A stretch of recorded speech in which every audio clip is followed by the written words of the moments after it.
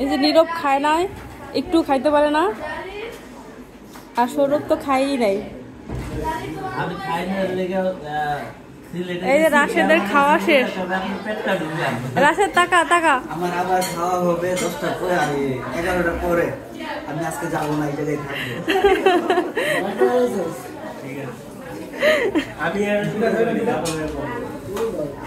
তার মানে কারোই মোটামুটি খাওয়া হয় নাই, আজকে সেনি এমনি খালি হয়ে গেছে। আজকে আনলিমিটেড খাওয়ানো হবে।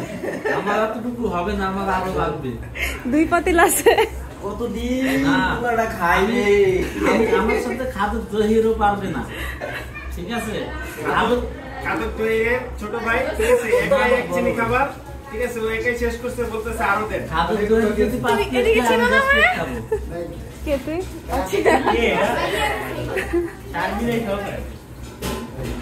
আসসালামু আলাইকুম। গতকাল আমার মেয়ের জন্মদিন ছিল, সে খুব সুন্দর করে রেডি হচ্ছিল। এই যে আমার মেয়ের জন্মদিন, সবাই এত মজা করতেছিলাম। মানে জন্মদিনে আমার ভাইয়ের বন্ধু বান্ধব, আমার ছোট ভাই ব্রাদাররা সবাই আসছে, সবাই মিলে খুব মজা করতেছিল। তো সবকিছু আপনাদের সাথে শেয়ার করতেছি। জন্মদিনের দিন শেয়ার করতে পারি না, কারণ সবকিছু শেষ হইতে হইতে অনেক রাত হয়ে গেছে। ভিডিও এডিট করে রাখছি, ভয়েস দিতে আর পারি নাই, এমনি আমার ঠান্ডার সমস্যা। তো এখানে বিরিয়ানি রান্নার প্রিপারেশন চলতেছে, আমাদের ছোট করে আয়োজন, শর্টকাট আয়োজন। আমরা বিরিয়ানিটাই বেশিরভাগ রান্না করি, কারণ আম্মুর হাতে বিরিয়ানিটা অনেক মজা হয়, সবাই খুব পছন্দ করে।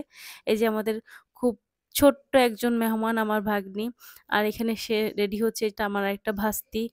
এদের ছোটবেলাটা দেখলে আমার ছোটবেলার কথা মনে পড়ে, যে আসলে ছোটবেলার বাচ্চারা অনেক কিউট থাকে মাশাল্লাহ। মানে বাচ্চারা ঘরে থাকলে আমার এত ভালো লাগে। এটা আমার বাবাই, আমার ভাতিজা, আমার আরেকটা ভাইয়ের ছেলে। সে আমার চুল ধরে খেলতেছিল।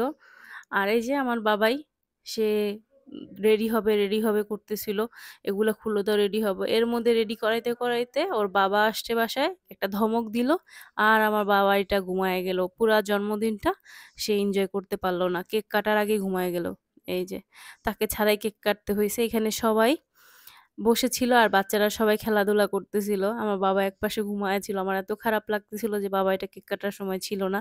এই যে আরেকটা প্রিন্সেস টুকটুক টুকটুক করে হাঁটতেছে, লক্ষ্মী সোনা। এই যে আমার জাহিন জান্নাতুরি কেক কাটার প্রিপারেশন চলতেছে, কেক নিয়ে আসছে। আর এখানে তার মামা, তার মামি, আমাদের আরেকটা ভাইস্তা, আমার আরেকটা ভাইয়ের ছেলে আর কি, 2টা ভাইয়ের ছেলে, এখানে 2জন ভাতিজা, আমার মেয়ে, তার মামা, তার মামি, সবাই মিলে কেক কাটতেছে। আসলে কেক কাটার সময় সবাই একেকজন আসবে, আম্মু আসতে চাচ্ছিল না, তারা রেডি ছিল না। তো ডাকাডাকি করতে করতে অনেক টাইম হয়ে গেছে, গেস্টরা চলে আসছে, ভাবলাম কেকটা কাটিয়ে ফেলি। আর কেক কাটার পিস করার দায়িত্ব আমার পরে, আর আমি সবসময় চেষ্টা করি সবাই যাতে সমানভাবে পায়, ওইভাবে। তো এখানে খাওয়া দাওয়ার প্রিপারেশন চলতেছে, এখানে গিফট আনছে সবাই। অনেক মজা হয়েছে, অনেকেই আসছে, যে আমার ভাইয়ের বন্ধুরা সবাই আসছে, ভাইয়ের বড় ভাইরা। মানে আমাদের আত্মীয় স্বজন খুব কম।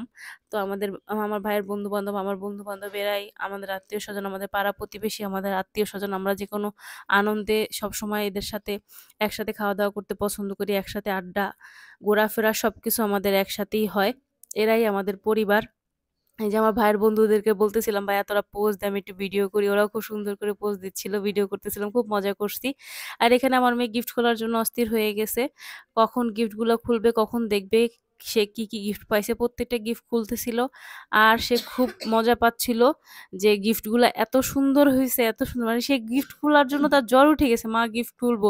আর গিফট খুলতেছে আর খুব মজা করতেছে, মানে প্রত্যেকটা গিফট তার এত পছন্দ হয়েছে। সবাইকে অনেক অনেক ধন্যবাদ, যারা যারা আমার মেয়ের জন্মদিনে আসছেন।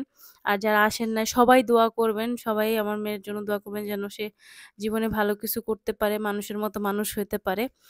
এই যে মানে সবার গিফটগুলো খুলতেছিল আর খুব খুশি হচ্ছিল।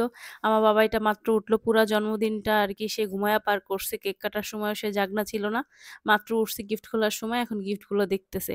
আজকের দিনটা খুব ভালো কাটলো, আলহামদুলিল্লাহ আলহামদুলিল্লাহ। সবসময় যেন ভালো কাটাতে পারি, সবাই দোয়া করবেন।